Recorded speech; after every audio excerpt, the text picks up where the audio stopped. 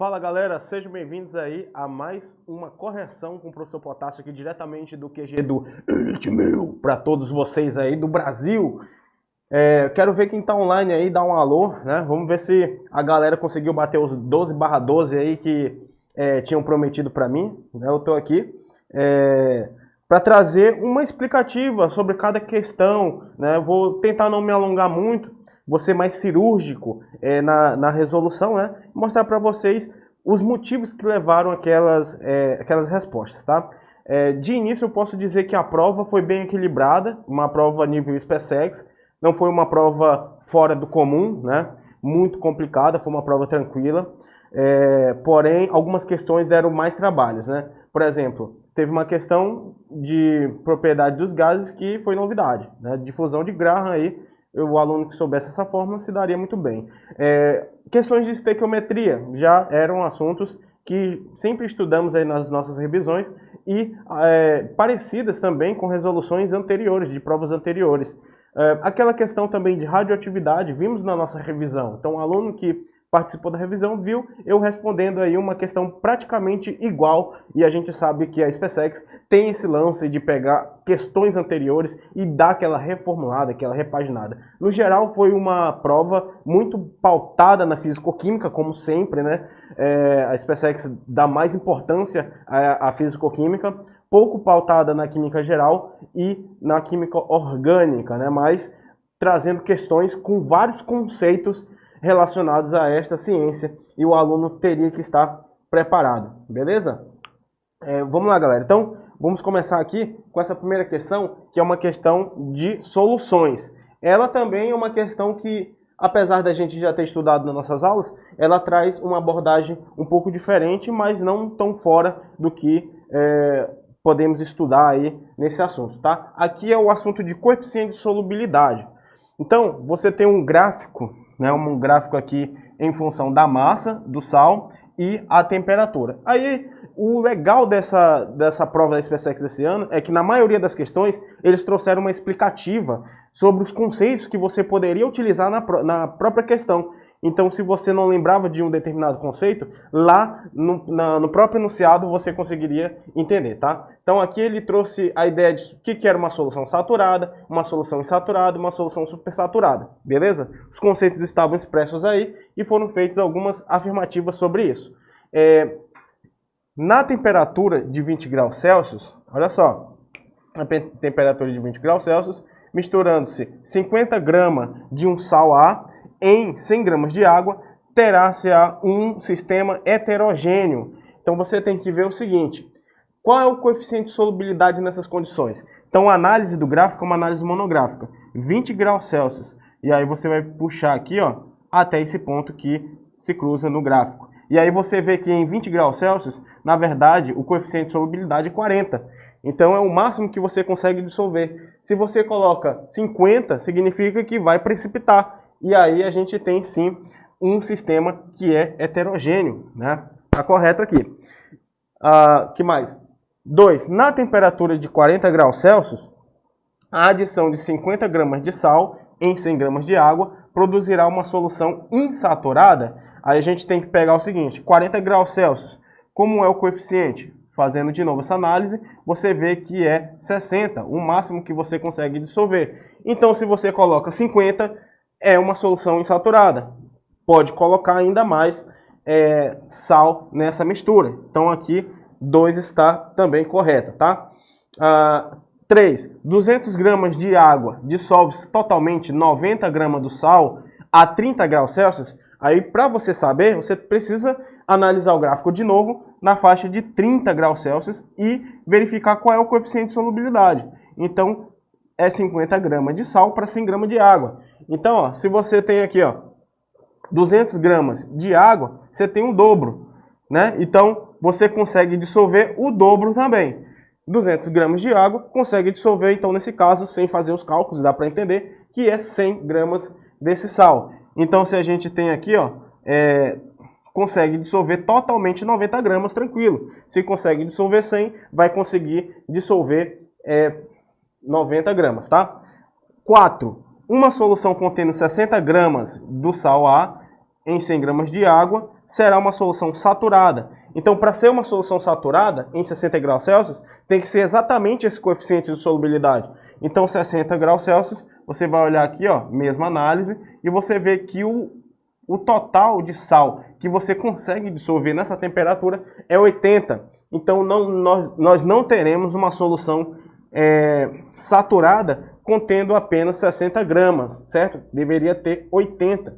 Por isso, a resposta dessa questão, o gabarito dessa questão é a letra E, que diz que a 1, 2 e 3 estão corretas. Beleza, galera? Então, é basicamente isso aí.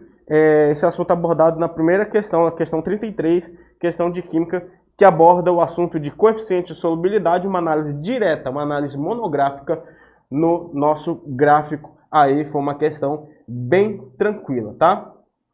Certo? Vamos para a questão de 34. Essa questão 34, ela foi uma novidade na prova da SpaceX, pelo assunto que foi abordado, tá? É um assunto que é estudado no final do capítulo de propriedades físicas dos gases. Isso significa que é uma difusão, né? Uma difusão gasosa, também conhecida como lei de Graham. O cálculo ele é tranquilo, porém se o aluno não sabe a fórmula, fica bem complicado você acertar. Então, eu considero essa questão um pouquinho acima da média pelo esse critério, né? Pelo esse critério de imprevisibilidade que ela iria cair, tá? Aqui traz também os conceitos, né? Diz que os gases apresentam um fenômeno chamado de difusão dos gases. Então, falou de difusão dos gases, a gente já tem que saber que a fórmula que a gente vai utilizar é a lei de Graham, que é a fórmula da velocidade do gás, né? Velocidade do 2 do outro gás é igual à raiz quadrada da sua massa inversa, né? Então, a massa molar de 2 vai ser expressa aqui e a massa molar de 1 vai ser expressa aqui, beleza? Então, aqui ele traz o conceito. Quando gases diferentes A e B estão a uma mesma temperatura para uma quantidade de matéria igual a 1 mol de gás A e 1 mol de gás B, tem-se uma massa de gás A será igual à massa molar do gás A. Logicamente, se você tem 1 mol de gás A, sua massa molar vai ser a massa nessa análise, né? E a mesma coisa para o B também. Considere que em determinadas condições de temperatura e pressão, a velocidade de difusão de 1 mol de gás hidrogênio, então a gente já sabe que 1 mol de gás hidrogênio, os caras deram a tabela periódica na prova, certo? Então ele não vai colocar os dados da tabela periódica aqui de massa. Você tem que consultar. Então a massa molar do H2 é igual a 2 gramas, né? E a massa molar aqui nesse caso do metano, que é o CH4, é 16 gramas por mol. Certo? Então, ó, ele nos dá um dado bem interessante, que é a velocidade de difusão do hidrogênio aqui, que é 28 km por minuto, né? Nessas mesmas condições, a velocidade em km por hora, então você tem que ficar atento aqui para a conversão no final, certo? De 1 mol de gás metano é qual? Então vou fazer o seguinte, vou colocar aqui, ó. E outra coisa, olha o dado que ele deu aqui, ó, raiz quadrada de 2. Então interessante que isso aí vai aparecer em algum lugar, tá? Deixa eu ver aqui. Vou colocar 28 km por minuto, referente ao hidrogênio. Velocidade 2 é a velocidade que a gente quer calcular para o CH4, igual a raiz quadrada da massa de quem? Ó? Massa inversa. Então, vou colocar 16 aqui, sobre, olha só, massa do H2, 2, né? Gramas por mol, vão ser cancelados aí, então não vou colocar. Resolvendo isso aí, a gente tem 28 km por minuto, sobre velocidade do metano, é igual a raiz quadrada de 16 sobre 2, vai ser 8, certo? E aí a gente consegue resolver essa raiz quadrada. Vai ficar assim, ó, 28 km por minuto sobre V2 é igual 2 raiz quadrada de 2, certo? Vou apagar aqui do lado para a gente aproveitar esse espaço.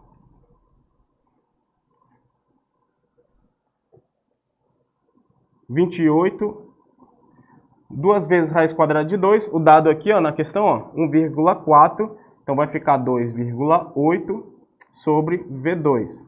Então a gente vai encontrar aqui um valor igual a 10, né? Então a velocidade de difusão do CH4, V2, é igual a 10 km por minuto. Então, para finalizar essa questão, ele queria por hora, né? Então, para transformar aqui por hora, você precisa multiplicar por 60. V2 é igual a 10 km por minuto vezes 60. Isso aí vai dar um total de 600 km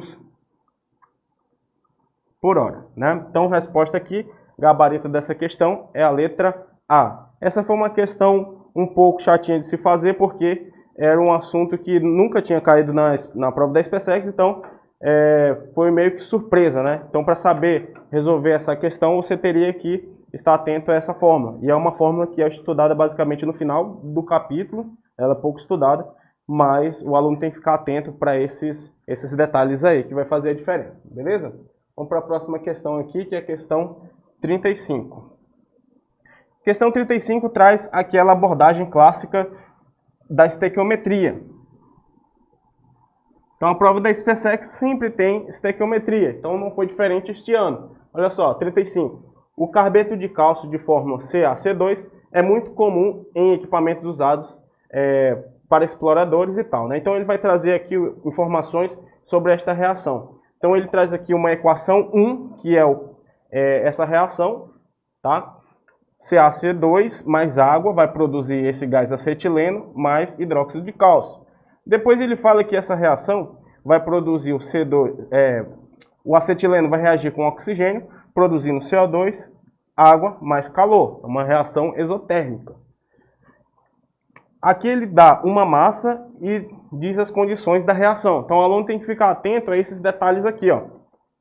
Uma massa de 512 gramas de carbeto de cálcio com uma pureza de 50%.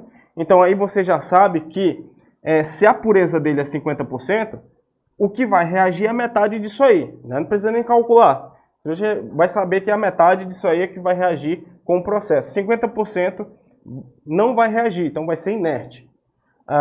Esse 512 gramas é tratado com água, obtendo uma certa quantidade de acetileno. Esse gás produzido sofre uma reação de combustão completa. Então vamos lá, o que eles querem de fato na questão? Ó. Considerando a reação de combustão completa do acetileno nas condições ambientes, o volume de gases obtidos. Então ele está falando assim, qual é o volume de gases obtidos aí e o valor da energia liberada? Pô, para eu saber o volume e a energia liberada, os caras têm que me dar um parâmetro para eu relacionar aí, né? Então aqui ele te deu nos dados, ó, o volume molar nas condições ambientais é de 24,5 litros por mol. Então vai ser muito fácil a gente calcular isso se a gente encontrar ou trabalhar com mol. Eu sempre falo isso aí. É bom você sempre trabalhar com mol do que sair calculando massa, né? Fica mais fácil. E a energia aqui, ó, é de 1.298 kJ por mol. Então para isso a gente precisa partir para os cálculos, tá? Então vou colocar aqui para a gente. Primeira coisa que você tem que analisar é se essa equação está balanceada, tá? Então vou colocar aqui a equação balanceada. CaC2 mais H2O reagindo para formar acetileno, C2H2, tá? Isso aqui é um gás. Mais hidróxido de cálcio, que é um sólido. Beleza? Balanceando essa equação vai ficar 1, 2, 1 e 1. Primeiro processo aí. Segundo processo dessa reação é o seguinte, ó. É o gás acetileno entrando em combustão. Então aqui vai ser C2H2, né? Gasoso, mais O2, gasoso, produzindo CO2 mais água, logicamente, é uma combustão, certo? CO2 gasoso mais H2O gasoso. Vou balancear esse processo aqui, tá? Aqui tem 2 carbonos, aqui tem 1. Então vou colocar 1 aqui, vou colocar 2 aqui. Beleza? Vou colocar um aqui, ó. 2 hidrogênios, 2 hidrogênios. Então, vou colocar um aqui. Quantos oxigênios eu tenho aqui? 1 mais 4, 5. Eu tenho que colocar 5 aqui, fica fácil, 5 sobre 2. Então, a nossa equação está balanceada, galera. Agora, fez o balanceamento, fez tudo tranquilo. Agora, a gente vai partir para a estequiometria, tá? Então, a estequiometria diz o seguinte, que 512 gramas disso aqui reagiu, 50% disso, tá? Então, vou colocar aqui, ó, 512 gramas está para 100%, né? Qual a massa está para 50%. Então, se você está na prova, você já vai saber que é a metade. Então, vai x é igual a 256 gramas. Então, essa é a massa que vai reagir. Agora, eu sei que essa massa vai reagir, beleza, mas eu vou trabalhar com mol. Então, eu preciso transformar isso aqui para mol. Para isso, eu preciso da massa molar dele, né? Então, a massa molar do carbeto de cálcio é igual, já coloquei aqui anotado, 64 gramas por mol, tá bom? Então, vou colocar assim, ó, número de mols é igual a massa utilizada, 256, dividido para massa molar, que é 64 gramas por mol, certo? Esse cálculo aqui vai me dar um valor exato de 4 mol. Então, nessa reação aqui, ó, olha só o que é interessante. Transformei isso para mol para ficar mais fácil para a gente. Vou fazer a estequiometria final, galera. Se eu quero calcular o volume de gás que foi produzido, eu preciso saber quantos mols de gás foi produzido. Aqui eu vejo que 2 mols de CO2 e 1 mol de água gasoso na reação de 1 mol de carbeto de cálcio. Então, vou fazer a estequiometria aqui, ó. Se 1 mol de CaC2 está para 3 mol de gás, significa que quando eu reagir 4, né, que é o total que foi utilizado, né, eu vou ter então 4 vezes a quantidade de gás produzida, que é 4 vezes 3, 12 mols. Então aqui está o volume que eu estou procurando, 12. Agora, para achar o volume final, o que eu vou fazer? Uma estequiometria também. Olha só, 1 mol de gás nessa análise tem um volume de 24,5 litros. Isso é um dado que foi fornecido na nossa prova, né? Então você vai utilizar esse dado aí, 24,5 litros. Mas foi produzido um total de 12 mol. Isso aqui vai dar um total de, olha lá, um total de 294 litros. 294 litros, né? Então, é uma questão que vai te sugar um pouquinho mais em relação a isso. Como a letra A e a letra E e a letra C tem 294, você precisa achar energia para fazer essa diferença. Mas fica fácil, porque foi um dado também. Olha só. Tá aqui, ó. Quanto de energia foi produzido na combustão desse acetileno? A gente sabe que foi produzido o seguinte, ó. Se foi utilizado 4 mol de carbeto, então foi produzido 4 mol de acetileno.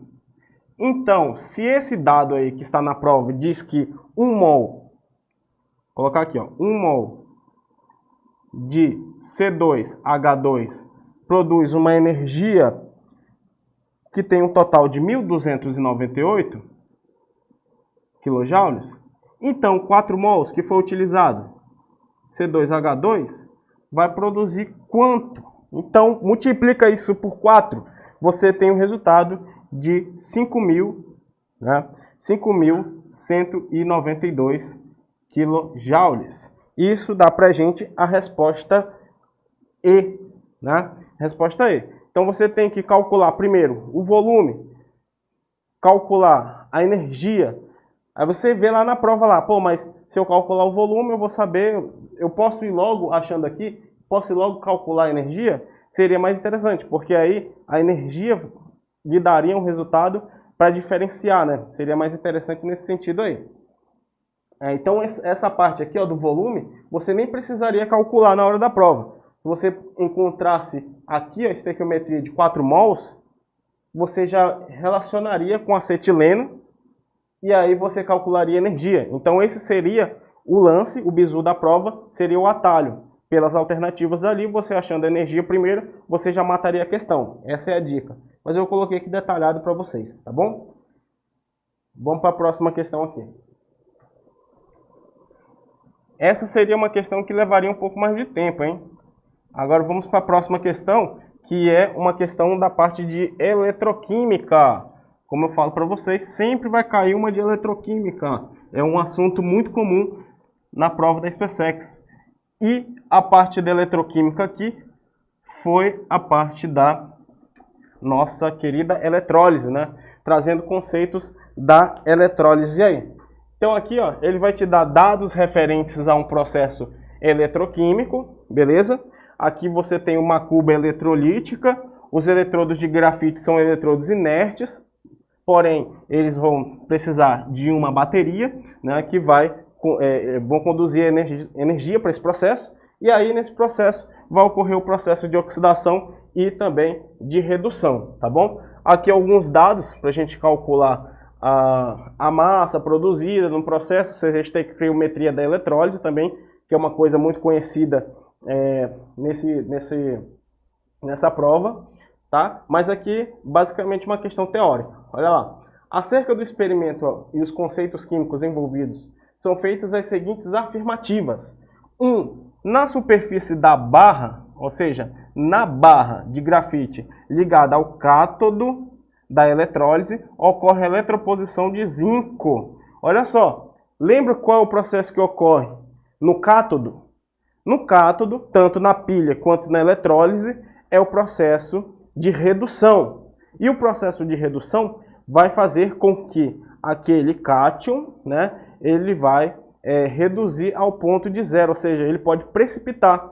Então, se você tem uma redução, que no caso da cuba eletroquímica aqui, ó, eletrolítica, você tem aqui o polo que é negativo, tá? Isso aí é o que diferencia de uma pilha para uma eletrólise, é que o cátodo é o polo negativo, porque ele precisa atrair justamente os cátions para o processo de redução, para ele entregar o elétron. Então aqui está correto, existe sim a eletroposição de zinco, sabendo que a solução é de sulfato de zinco aí, tá? Você tem aqui o sulfato como ânion, certo? E o zinco como cátion. Assim como é uma solução aquosa, então é uma eletrólise aquosa. Você tem H+ como cátion e OH- como ânion também, podendo participar desse processo. 2. A semi-reação de oxidação que ocorre no ânodo da eletrólise é o zinco. Nesse caso aqui, como você tem uma outra substância que está participando do processo, que tem mais tendência de sofrer essa oxidação, então nesse caso aqui vai estar errado, né? E ainda mais que você tem uma espécie que é catiônica, tá? Não está sólida.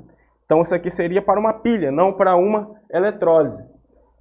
Durante o processo, a barra de grafite ligada ao polo positivo da bateria se oxida? Ele não se oxida, já foi dito lá no enunciado, que é inerte, né? Ele serve para conduzir essa eletricidade, mas o grafite em si não vai oxidar nesse processo. No ânodo da eletrólise, olha lá, ânodo, oxidação, retira elétrons, tá? Aqui no caso é o polo positivo.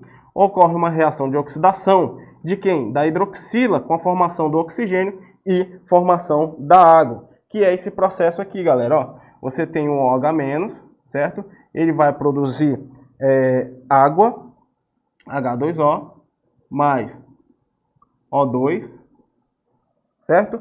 Mais os 2 elétrons aí. Porque o oxigênio da hidroxila, na verdade, a hidroxila sofre o processo no lugar do outro elemento? Porque a hidroxila aqui tem maior tendência de descarga em relação aos íons, aos ânions que tem oxigênio, que no caso é o sulfato, beleza? Então aqui está correto, 1 e 4. Então a resposta correta aqui, só conferindo para vocês aqui, é A, 1 e 4, beleza? A massa de zinco metálico obtida poderia ser essa questão correta? Não tem como achar essa afirmativa aqui, né? Então você nem precisaria perder tempo resolvendo essa daí, tendo em vista que as únicas combinações que tem 1 e 4 é a questão A, beleza? Então o gabarito dessa daí é a questão A.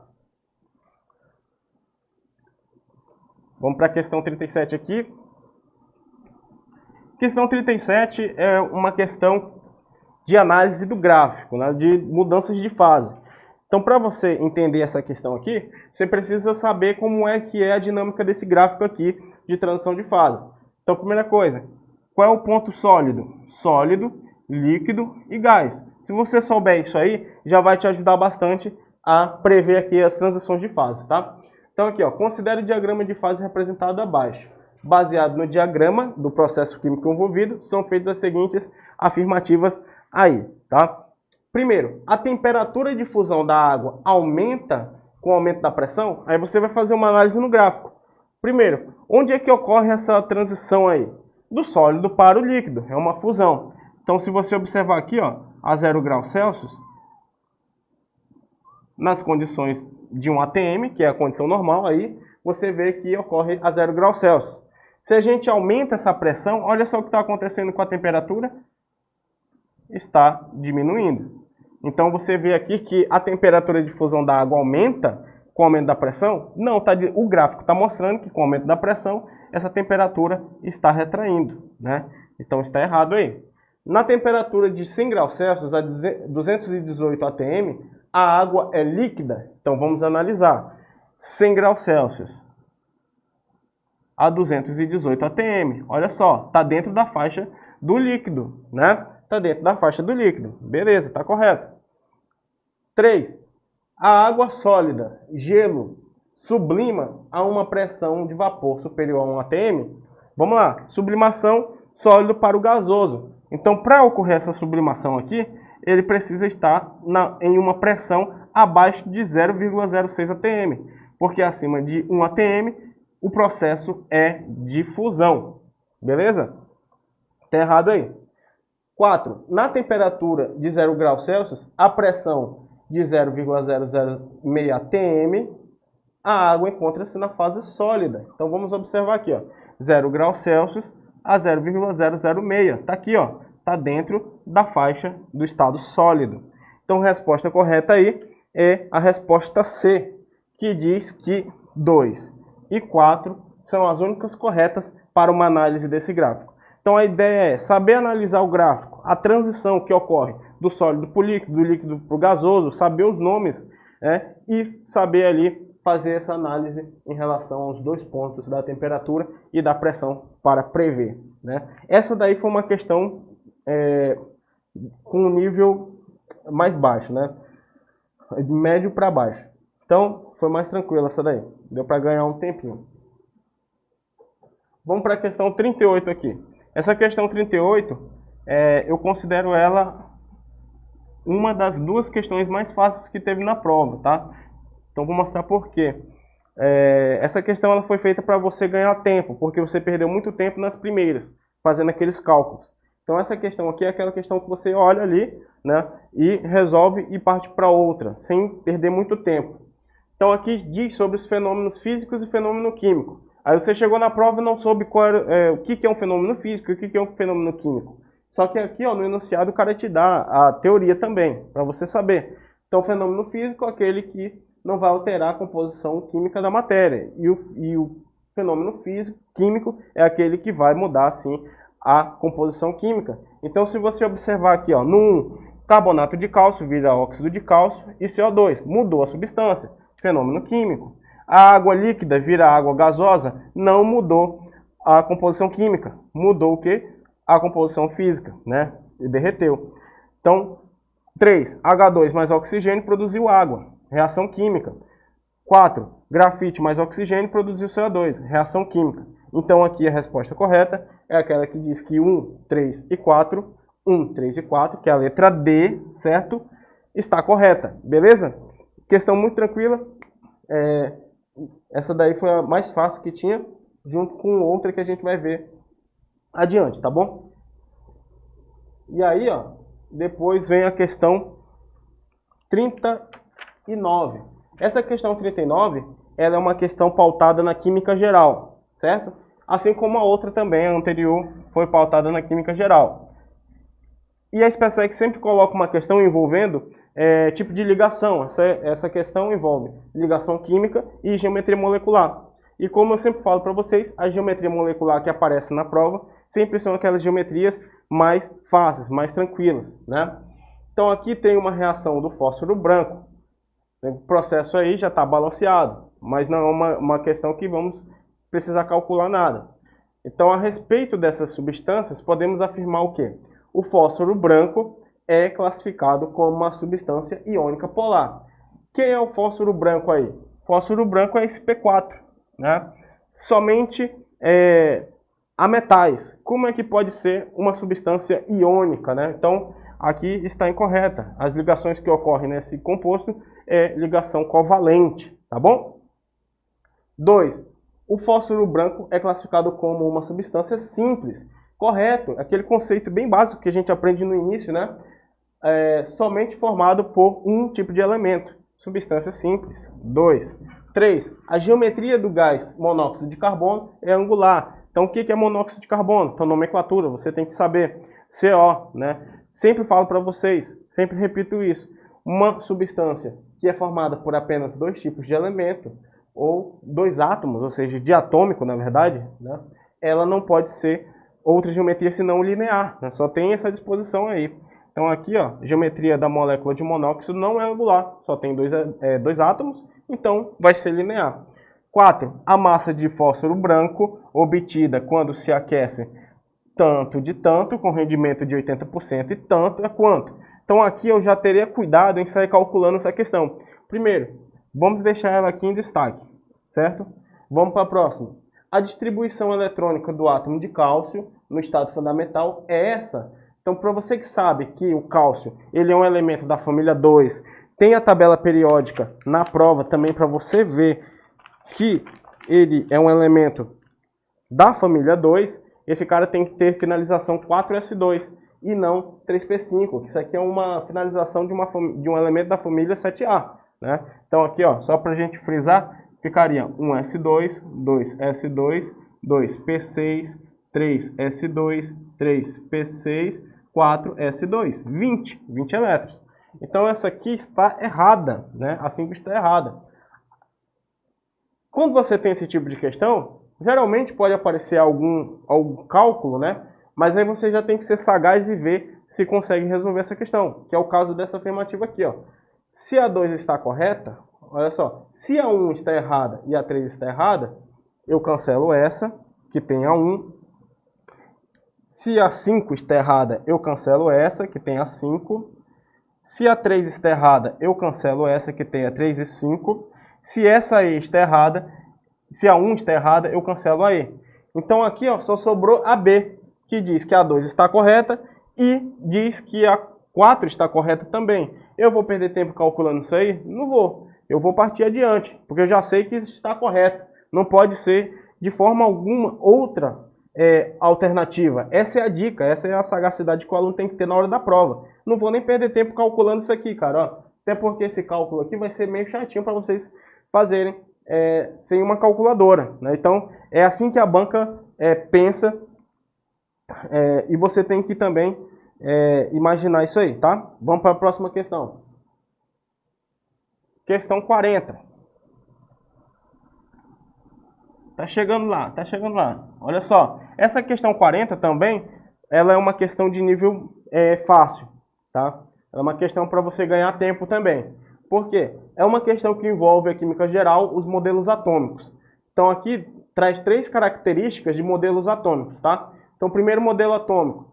E outra coisa, ele fala cientistas Dalton, Rutherford e Bohr. Ele nem vai colocar Thomson, ele nem vai colocar Summerfield, nem vai colocar outros cientistas aí para te confundir. Ele já te deu aqui, é o Dalton, Rutherford e o Bohr. É só você saber qual é de cada um aqui e acabou, né? Então, ó, um átomo contém espaços vazios, centro no átomo existe um núcleo muito pequeno e denso, o núcleo do átomo tem carga positiva, para equilíbrio das cargas existem elétrons ao redor do núcleo. Modelo planetário, Rutherford, aqui para esse modelo, né?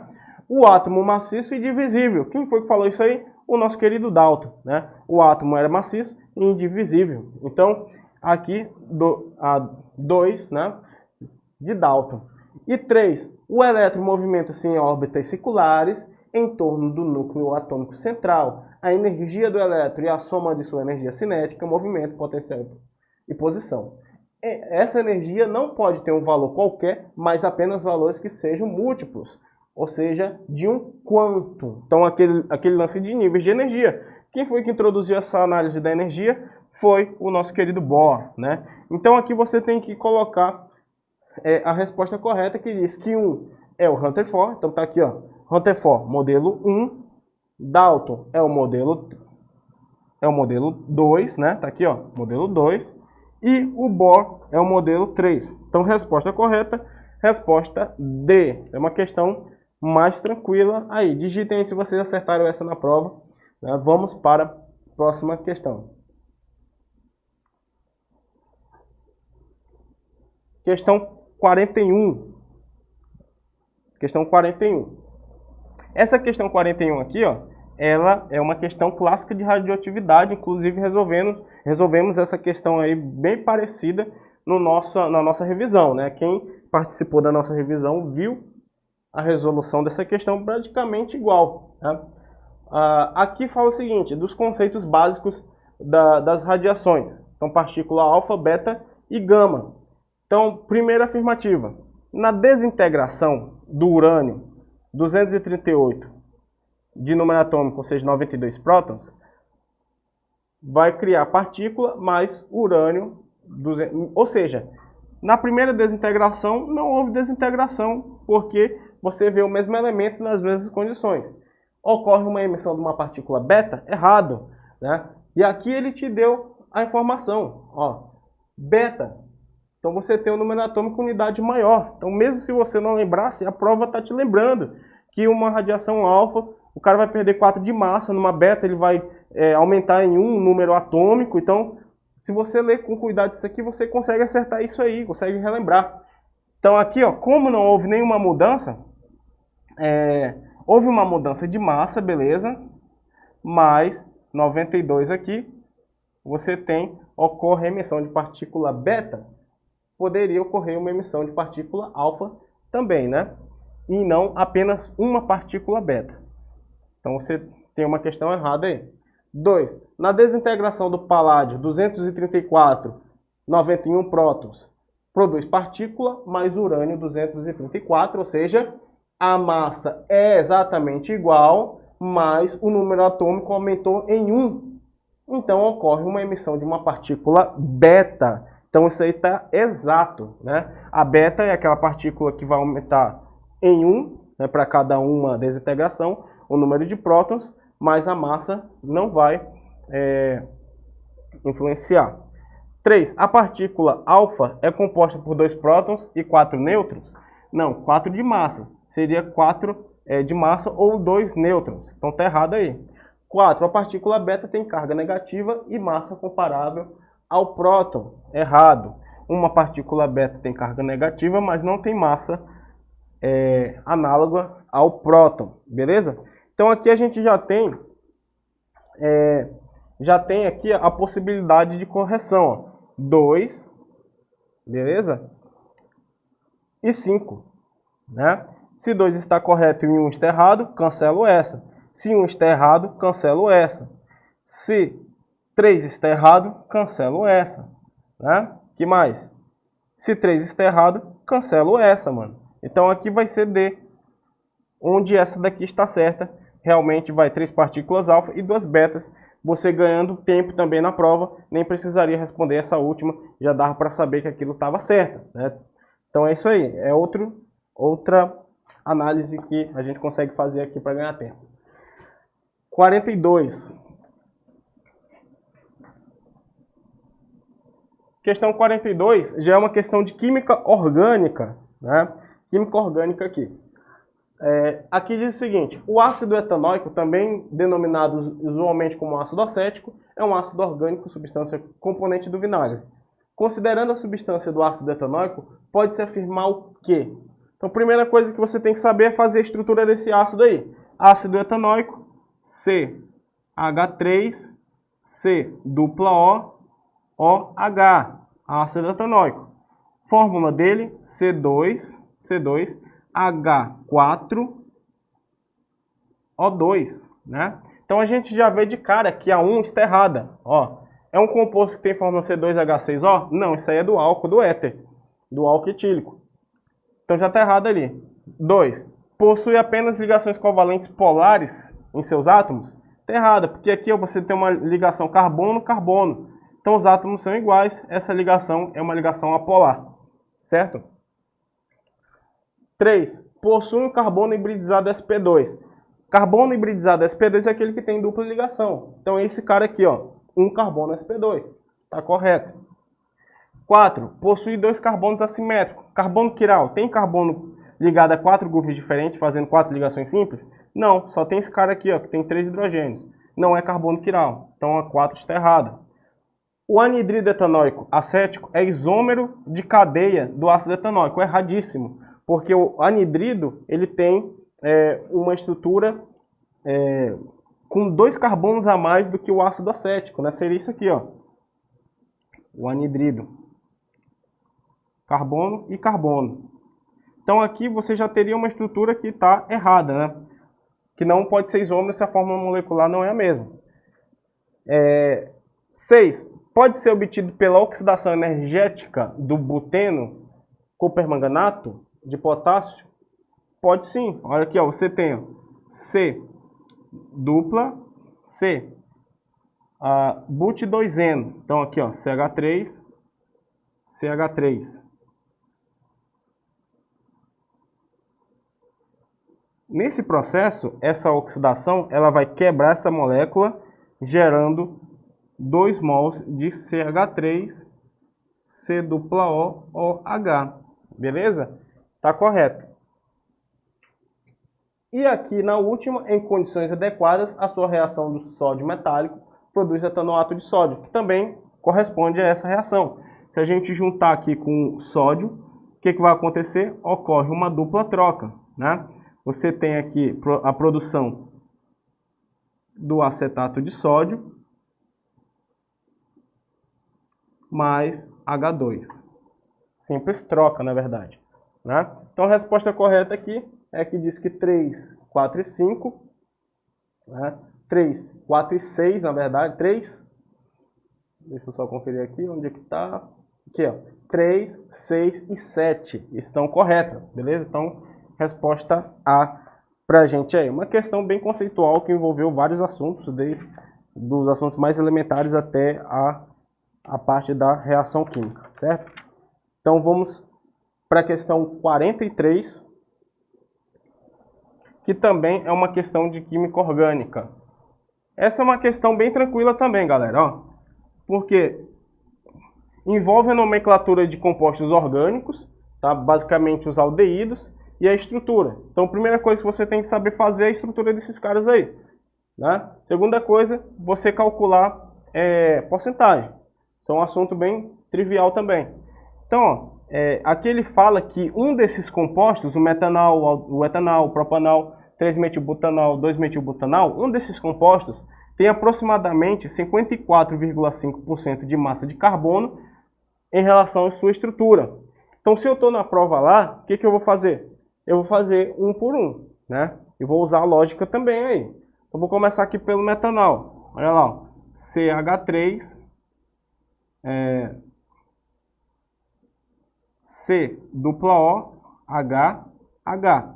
Se você já observar aqui a massa desse composto, o carbono ele tem massa 12, né?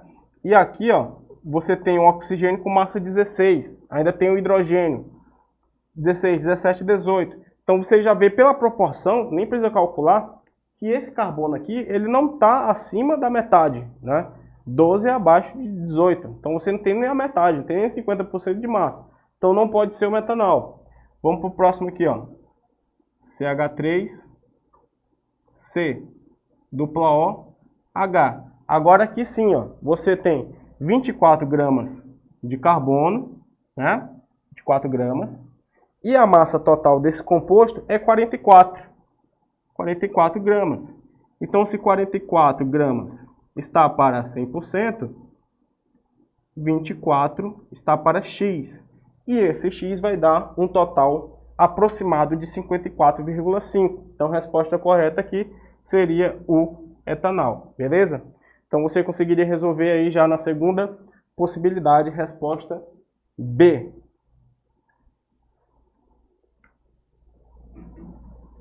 Questão 44, se eu não me engano é a última questão, é a nossa última questão, tá? Ela é uma questão que envolve estequiometria um pouco parecida com aquela questão que a gente fez de estequiometria também, porque aqui ele pede para a gente calcular volume de novo, beleza? Então aqui a dificuldade dessa questão é fazer o balanceamento dela, tá? Então para isso a gente precisa fazer um balanceamento por oxirredução. Então sem mais delongas, galera, quem sofre o processo de oxidação aqui, ó, de oxidação é o carbono. Então o carbono ele parte de um NOx mais 3 e vai para o NOx mais 4, tá? Ele sofre oxidação. E quem sofre a redução é o manganês, que vai de mais 7 para quem? Para mais 4. Mais 7, mais 4. Essa diferença de 3 para 1 é 1, certo? E essa diferença aqui vai ser 3. Só que aqui vai ser 2, né? Então 2 vezes 1 vai ser 2. E aqui vai ser 3 vezes 1 fica 3. Então nesse caso, os valores que eu vou atribuir aí vai ser, ó, 3 eu achei para o manganês, vou aplicar aqui no carbono. 3. 2 eu achei para o carbono, vou aplicar no manganês. Vou colocar 2 aqui, ó, né? E aí vou balanceando e vou achando esses valores aqui, ó. 4, né? Que mais? 3. Vou ser mais direto aqui para a gente não perder muito tempo. 1, 2, 4 e 6. Então, a primeira dificuldade é achar isso aí, né? Um pouquinho chatinho mesmo na hora da prova. Se você somar isso aí, vai dar 25. Isso não responde a questão. Então, você tem que calcular o volume. Olha só, a questão pede o seguinte, ó. O volume de CO2 liberado quando se faz reagir 384 gramas de oxalato. Então, para isso ficar mais fácil, você vai pegar esse 384 gramas e vai transformar em mol, né? Então tá aqui, ó, número de mols vai ser 384 gramas, dividido pela massa molar que eu já coloquei aqui, ó, 128 gramas por mol, né? 128 gramas por mol. O legal desse cálculo aqui é que esse resultado, ele é redondo, ele é 3 mol. E é exatamente a proporção que foi utilizada aqui, ó, 3. Então você nem precisa fazer um cálculo estequiométrico para saber quantos mols de CO2 foi produzido. Foi 6, né? Foi 6. Então para você achar o volume, o que você vai fazer? Vai pegar aqueles 6 mols lá, de CO2 e vai multiplicar com X para saber quanto é que deu, utilizando a proporção da questão que diz que 1 mol de CO2 produz um volume de 22,4 litros. X é igual a 147 litros. Então, a resposta correta é a resposta C, que diz que os coeficientes são 25 e o volume é 147. Beleza, galera? Então, é basicamente isso aí, uma prova bem equilibrada. Dava para você pular algumas coisas ali resolvendo algumas questões. E espero que vocês tenham apreciado essa resolução aí. E vamos continuar aqui no nosso QG do Elite 1000. Valeu!